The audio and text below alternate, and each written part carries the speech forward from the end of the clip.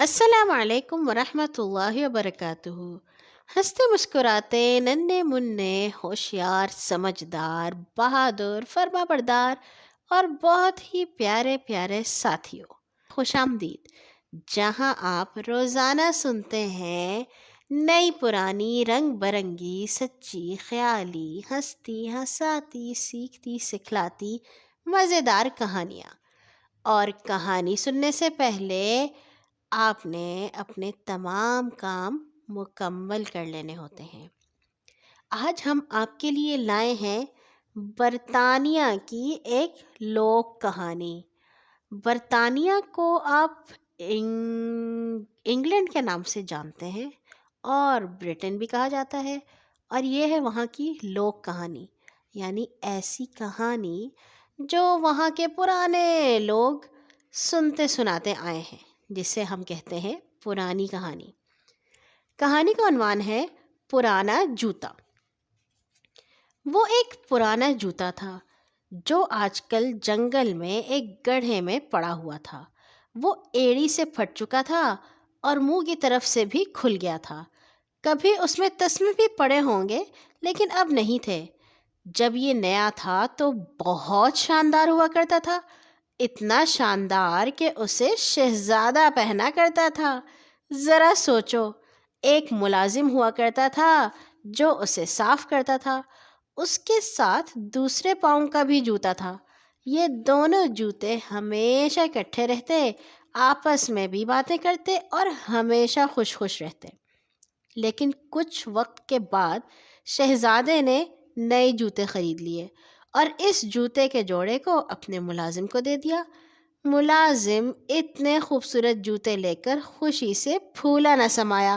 وہ انہیں ہر اتوار کو پہنا کرتا تھا، لیکن جب ان جوتوں کو مرمت کی ضرورت تھی تو اس نے ان پر کوئی توجہ نہیں دی، بلکہ اپنی بیوی کو کہا کہ انہیں پڑوس میں رہنے والے مالی کو دے دے اور بدلے میں اس سے کچھ پودے لے لے۔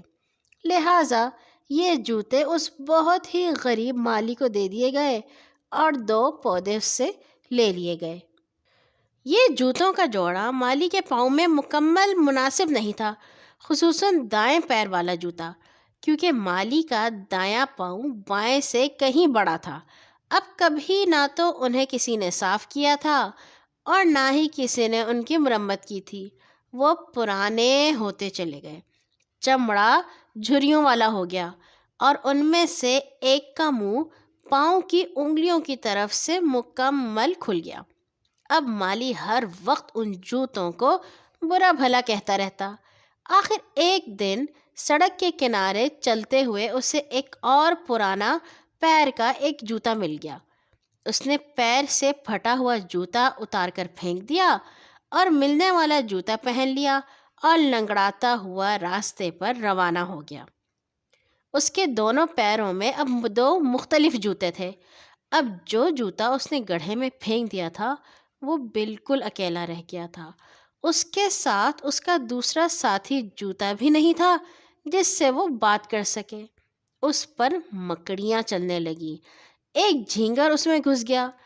بارش ہونے سے وہ گیلا بھی ہو گیا اور اس میں گھاس اگنے لگی۔ جوتا بہت اداس تھا۔ وہ کس مقام سے کہاں آ گیا ہے؟ اب دنیا میں کسی کو اس کی پرواہ نہیں رہی۔ وہ ایک گڑھے میں پڑا تھا اور سب اسے بھول چکے تھے۔ مگر پھر بہار کے موسم میں ایک دن ایک خوبصورت سرخ چڑیا اس گڑھے کے پاس آئی۔ اس نے کچھ سوکھے ہوئے پتے وہاں اکٹھے کیے۔ اس نے گڑھے میں پرانے جوتے کو دیکھا تو وہ چہچہاتی ہوئی جوتے کو اندر باہر سے دیکھنے لگی۔ چوں چوں چوں۔ پھر اسی چہچہاہٹ والی بولی سے اس نے چڑے کو بھی بلا لیا اور اسے کہنے لگی، چوں چوں، ذرا دیکھو، اپنا گھونسلہ بنانے کے لیے کتنی خوبصورت جگہ میں نے ڈھونڈی ہے۔ چوں چوں چوں۔ چڑے میاں، تمہیں پتہ ہے ہمیں کتنا اچھا لگتا ہے جب ہم کسی ایسی جگہ گھونسلہ بنائیں جس کا تعلق انسان سے ہو۔ یہ دیکھو کتنا خوبصورت جوتا ہے، یہ گھونسلہ بنانے کے لیے بالکل مناسب جگہ ہے۔ کیا خوش قسمتی ہے۔ پرانے جوتے کی خوشی کی انتہا نہیں رہی۔ جب سرخ چڑیا نے اس میں اپنا گھونسلہ بنا لیا، چڑیوں نے بڑی محبت اور نفاست سے سوکھے پتوں، دھاگوں، کائی اور پودوں کی نازک جڑوں سے گھونسلہ بنایا۔ پرانا جوتا حیرت سے ان کی مہارت دیکھتا، جس طرح وہ اپنی چونچوں کے استعمال سے ایک آرام دہ خوبصورت گھر بنا رہے تھے۔ وہ اپنے پنجوں سے جوتے کے اندر چلتے تو جوتے کو جیسے گدگدی سی ہوتی، اور جب وہ گانا گاتے تو جوتا حیران ہو کر انہیں سنتا رہتا۔ پھر جوتے والے گھونسلے میں چڑیا نے 4 انڈے دیے۔ جوتا اب اپنے آپ پر فخر کر سکتا تھا، اور اس سے بھی زیادہ اسے تب اپنے آپ پر فخر محسوس ہوا جب انڈوں سے چڑیا کے ننھے بچے نکلے۔ وہ پہلے گنجے سے تھے، لیکن جلد ہی ان کے بال اوپر نکلنے شروع ہو گئے، اور ان کی ننھی ننھی چونچوں سے ایک دوسرے سے گفتگو بھی شروع ہو گئی۔ پھر وہ دن بھی بہت یادگار اور خوبصورت تھا جب چڑیا کے بچوں نے اڑنے کے لیے پر پھڑپھڑائے۔ پھر جب بچے اڑ گئے تو چڑیا اور چڑے نے جوتے کا شکریہ ادا کیا۔ وہ گا کر جوتے کو کہہ رہے تھے، چو چو، شکریہ شکریہ، تم نے ہمارے خاندان کی حفاظت کی، چو چو۔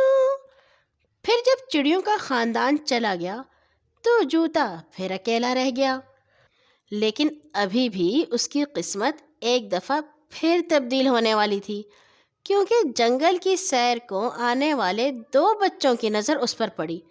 جوتے میں ابھی تک چڑیوں کا گھونسلہ بنا ہوا تھا۔ وہ چلا کر کہنے لگے، دیکھو ہمیں کیا ملا، ہمیں کیا ملا، آؤ اسے اپنے اسکول لیے چلتے ہیں، اسے اسکول کے بچوں کی ڈھونڈی ہوئی پرانی چیزوں سے بنائے ہوئے عجائب گھر میں رکھیں گے۔ سب جوتے میں بنے ہوئے گھونسلے کو دیکھ کر کتنا خوش ہوں گے۔ انہوں نے ایسا ہی کیا۔